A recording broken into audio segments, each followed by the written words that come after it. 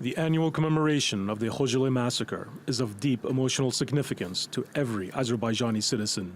The reason I came here for is the Khojaly tragedy that took place 26 years ago. I have also lost some of my relatives. It is my duty to come here and leave flowers. In 1992, as the Soviet Union dissolved, Armenia saw an opportunity to expand its territory at the expense of rival neighbor Azerbaijan. The war that subsequently broke out between Azerbaijan and Armenia would lead to one of the worst massacres of the 20th century. Khojaly, nestled within the borders of occupied Karabakh region, was an Azerbaijani settlement of about 7,000 people. On February 26, 1992, Armenian forces supported by the Russian Army's 366th Motorized Infantry Regiment advanced into Karabakh. The result? 613 people killed, including 106 women, 63 children, and 70 elderly. A further 1,275 civilians were taken hostage. Within one night, Khojaly, one of the oldest settlements in Karabakh, was razed to the ground.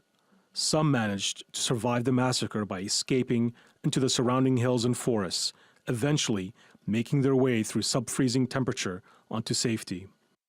They say Armenian soldiers stacked the bodies of women and children in piles and mutilated their victims in the worst ways imaginable.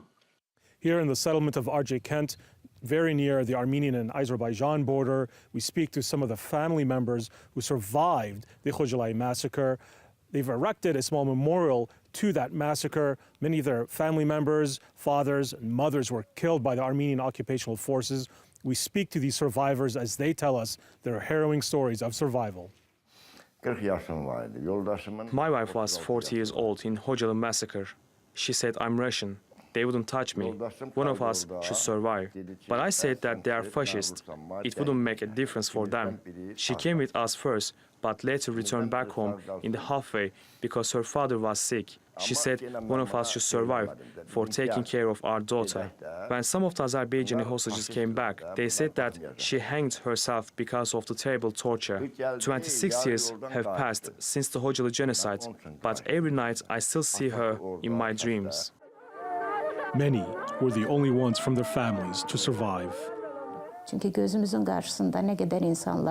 So many people have been killed in front of my eyes. Besides my brother, my auntie's son was martyred. They also cut off my cousin's leg. None of them were warriors. All of them were civilians. It's very difficult to talk about it. So February is a horrible month for the Khojaly people. Even if we want to forget, we cannot. The Azerbaijani government has launched a Justice for Khojaly campaign calling upon world leaders to recognize the massacre as a crime against humanity and to bring the perpetrators to justice. We want justice. We want to return back to our homes in Khojaly, in Nagorno-Karabakh. We don't want anybody else's land.